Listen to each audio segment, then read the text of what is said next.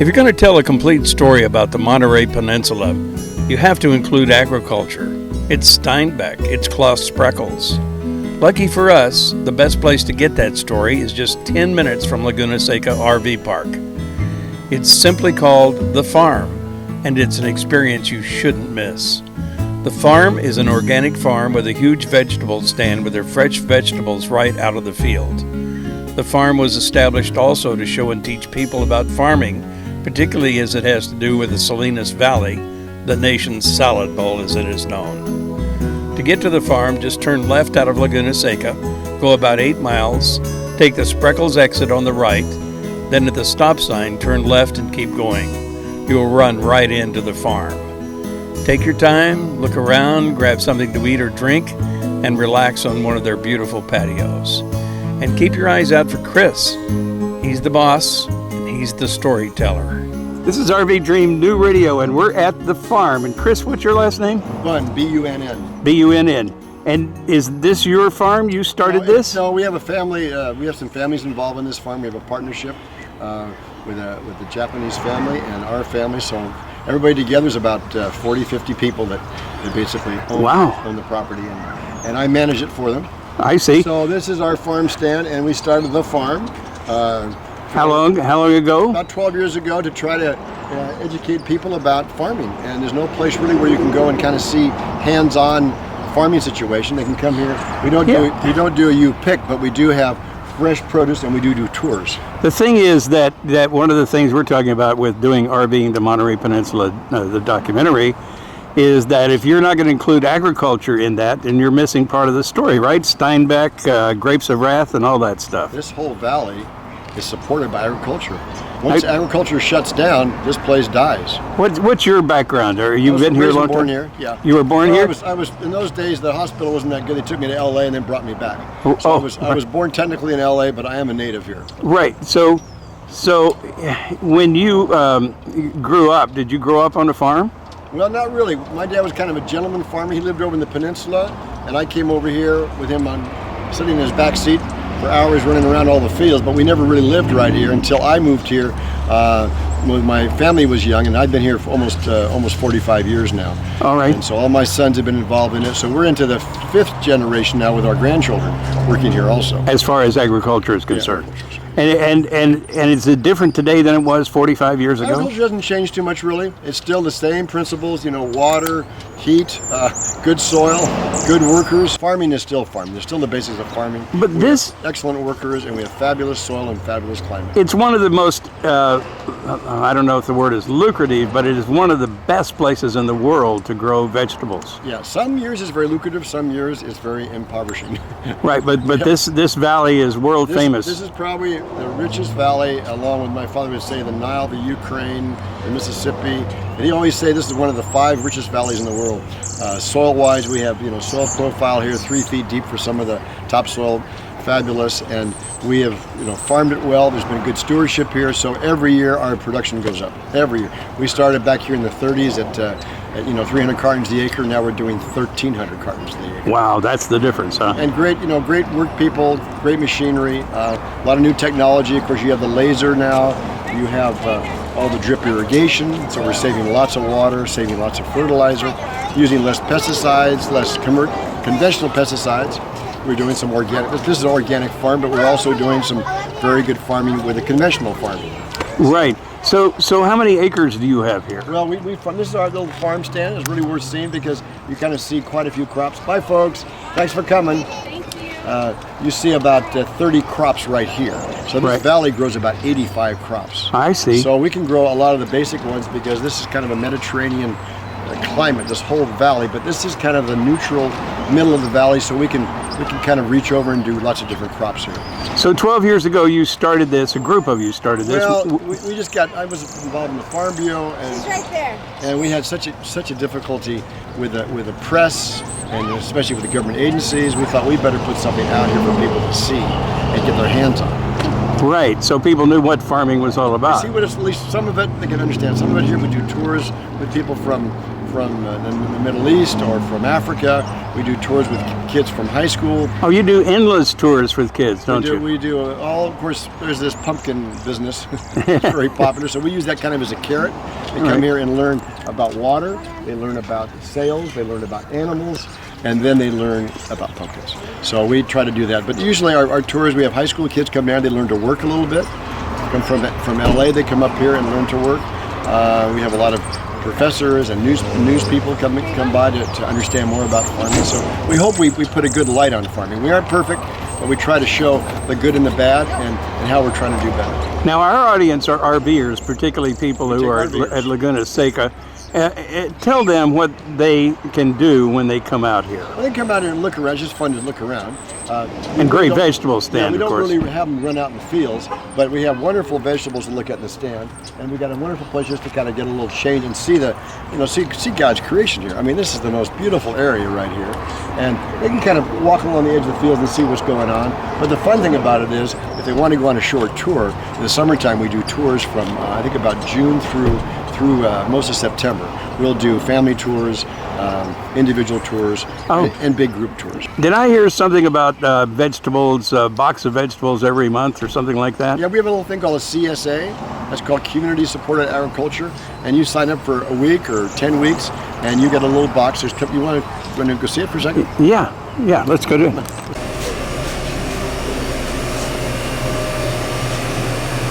Okay. Aaron just packed this up as one of our CSA boxes. Oh, cool. And it's usually got about 12, let's see, 1, 2, 3, 4, 5, 6, 7, 8, 9, 10, 11, 12. Usually 12 items, and we throw a little goodie in once in a while, like a fresh loaf of bread or some cookies or something. But this has got, it's going to have a box of strawberries coming up in here. We have apples, broccoli, green dandelions. That's kind of a little greener. The greenery thing. We have celery, butternut squash, bok choy, yellow onions, russet potatoes, a little bit of ginger, and some garlic. Now, a lot of us don't like all those things, men especially. Yeah. It's important you get a good balanced diet and let your wife try some of these good things because they're very healthy. We usually send a little recipe home with it so they can see what they can do with it. Oh, right. It's all fresh. A lot of it's from our place. Some of it we have to source from other organic farms. But it is all organic, and it's a reasonable box. It's probably about 10%, maybe a little more, a little less than what you would buy if you bought it here directly. So what does that cost? I think it's around $24, $25 a week, and it's all. Oh, it's every week. Every week. Every week. If you want to sign up every other week, you can do every other week. If you get vegetabled out, it's too much for you. You can get it every other week. I got you. So, Chris, you must be just like the healthiest guy in Monterey County. I mean, do you love all this? We have one of our field men who's probably the best field man around. He doesn't like vegetables. Oh, really? He's a Swede. He's a potato and onion guy. Oh, I got you. Potato and beef. But I do like vegetables. My wife happens to be a vegetarian. I sneak out at night and get a burger once in a while. Oh, you're a star with her, huh? But I have to kind of go out and get my meat somewhere else. Every once in a while. Come on, let's go see the stand. So one of the best marketing things that I've ever seen are these big farmers and people, all the statues and so on. Tell me about that. Where did that start and whose idea was that? A local fellow here in town, a great artist, said, Chris, I want to do something to honor the farmers. I said, well, let's honor the farmer because they're the ones that do all the work. They're the ones that are putting out so much energy and effort to grow this stuff. So let's honor them. So we put up two farmers. We put up Alan, who was a farm foreman, and his irrigator, Jose. And we put him up along the highway over here on 101. But we started off having normal sizes, and then we kept arguing another foot more. Well, another foot more meant another $100 or two. Every foot he went up, and we finally got up to 18 feet. 18 feet. So tell me, how much does 18 feet cost? That costs a few $1,000. $3,000? He's more than that now. He's very famous. Well worth it. But anyway, so we put these statues up to kind of show people on the freeway that there's people that grow this food. You know, there's only 1% of our national population that grows food for the other 99%. Right. So that's 3 million farmer types in this whole country that feeds this country, plus feeding some of the rest of the world too. Right. So we're trying to show that people are out there doing this work, and we want to show them the labor. So then we got into the harvesting crew, and then some ladies were yelling at me about the women. I said, yes, we have women that work here. Probably a third of the valley is women working. So we take the women, and we have the women thinners out there. And then we got into, what was the other thing? Oh, we got into this fellow here doing the irrigation. So each statue represents part of the farming operation. That's wonderful. And they're all previous workers, great people. They worked for me for 10 to 30 plus years. It really works. It really works. What was here before? This was an old tractor shed. It was just a place that stored tractors. Turned into a farm stand. Oh, right. And so here, you might just take a shot of this video, this picture right there. Oh, right. That is Spreckles, the way it was back in the 50s. And that's what started this valley. Mr. Spreckles came here from Germany, and he wanted to plant sugar beets, and he had to find water, and he stuck a pipe down on the ground, and there was artesian water coming from the Salinas River. So he opened up irrigation here, and so we have all this row crop farming that started, and the sugar beet thing after World War II kind of died out because everybody wanted fresh vegetables. Oh, right. So we start with vegetables. These are our top things, our strawberries. We usually pick them fresh. All right. Good strawberries. That's the big draw here. We've had a rough year with our crop because of the drought, but we're getting some strawberries. And then tomatoes are a big item of ours. And of course, I was going to ask you about that. We've had no rain for 3 years. well, it's not. We have plenty of water. We have plenty of water here. The problem is there's not deep moisture. The problem is we aren't getting the seasons. We aren't getting the constant wet seasons that kill all the diseases. So we have plenty of water to water everything. Right. But we aren't getting the kind of crops because these diseases are coming in because it's so mild. I got you. So you need the cool weather and need the fog to come in, and we need a good heavy rains now and then to kind of wipe everything out. Yeah, gotcha. So we have the heirloom tomatoes. We've got all the fresh peppers. We grow all these here. The squashes we grow here. So these are kind of our highlighted items. I gotcha. And then we get into the greens. Come on over here for a minute. Okay. And here are our greens. So this is kind of a harvest special. It's not bad cauliflower, it's just yellow cauliflower. Right. That's a new, the public always wants something new and different, so they've developed this. Right. We also have purple cauliflower, just like your purple cabbage and purple cabbage. We got kind of purplish red lettuces. We got the carrots and the beets and all these items here. Some of the things we don't grow here, items like this, they are organic, but they're usually from out of the area because this kind of crop is not a big money maker for this kind of valley. The valley is very, very lucrative, as you said, in production, and it brings a very high rent, and so there's not a high profit on these kind of items. Right.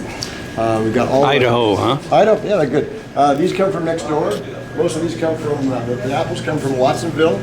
Watsonville's kind of the apple capital over here, and wonderful fresh apples. We do get the oranges from the San Joaquin Valley and some of the citrus, even though you can grow some of those things here. But it's just not done commercially here so much. But there's climate for every one of these things in this valley, except for this, a mango, and bananas. All this is local, all right nearby, either on our farm or some neighbors nearby. Right. So this is the big month. Beautiful, and you have honey. And honey, there's a great guy that does our honey for us. Yeah. We do a lot of events here. We have a calendar you look up online for us, the farm, Salinas Valley.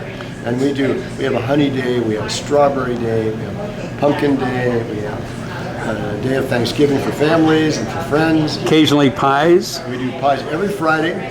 Every Monday is pizzas. Every Monday is pizzas. Every Wednesday is fresh bread. Let me show you the fresh bread we got. Oh, you make fresh bread here? Our own baker now, this fabulous guy who is retired. He's been baking bread for years. We got this nice whole wheat. And we got the nice multi-grain with yogurt. Very nice breads. These items aren't cheap because they are done very, they're done artisan. They're done all good ingredients. Our pies, my wife and I always fight over the pies. She wants to have them just, as healthy and as clean. We have these pies now with these covers that are, she won't even use the tin. She's so fussy about it. Oh, but they're very good pies, and those are on Friday. The bread's on Wednesday, and Monday is the pizzas. That's great. It's all good stuff. Well, this is just a fantastic place. So for RVers out there that are watching this is a great place, especially if you're at Laguna Seca, you're 10 minutes away. Very close. Come over here and you can just buy a few vegetables and take them back to the RV and fix them. We have them coming in. We do have parking out here, so there's plenty of room for RVs if they want to come and park. Oh yeah, big parking lot. We do have a little just for the ladies back here. Of course, don't show this to the men because this is money out of their pocket. But Oh right. this is our little boutique. We have our family members taking the son you saw just a few minutes ago. He kind of runs the farm stand stuff. My daughter-in-law runs this. My other daughter-in-law is in the bakery. The other son runs the. How great to work with the family, huh? Problem is, every time you have a vacation or a dinner together, what do we talk about? That's right. We talk about the business. Get away from each other, So I right? say no business. All of a sudden, You're back in business. What about those pies? That didn't taste very good. Or what about that book you're selling? We have some wonderful.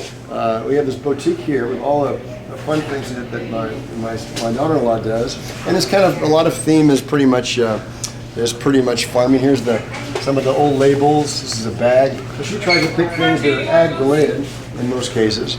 And then we have some wonderful children's books. So any grandparents out there, I'll guarantee you will find a book here in our little book corner. And do you ever start that old fire? Every day. Every day, huh? And when About it's 2 more cold. weeks. Every morning we have a wood stove burning in here. Come in here, get a little something to eat, and nibble on, and then we got all these wonderful children's toys and books here for Christmas. All right. And my daughter-in-law and wife kind of debate over that. what to buy. Right.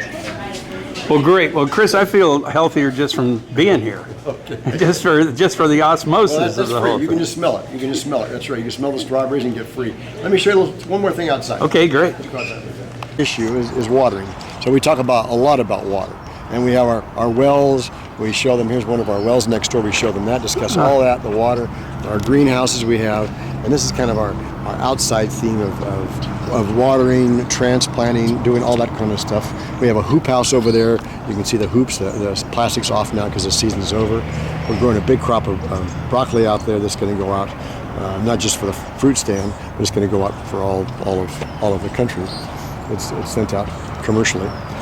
And then we have our wonderful windmill. Now, you can get a cow train. What's the cow train? Rides are on the weekends for the kids. We do those on the weekends. We try and do them, especially during our big events.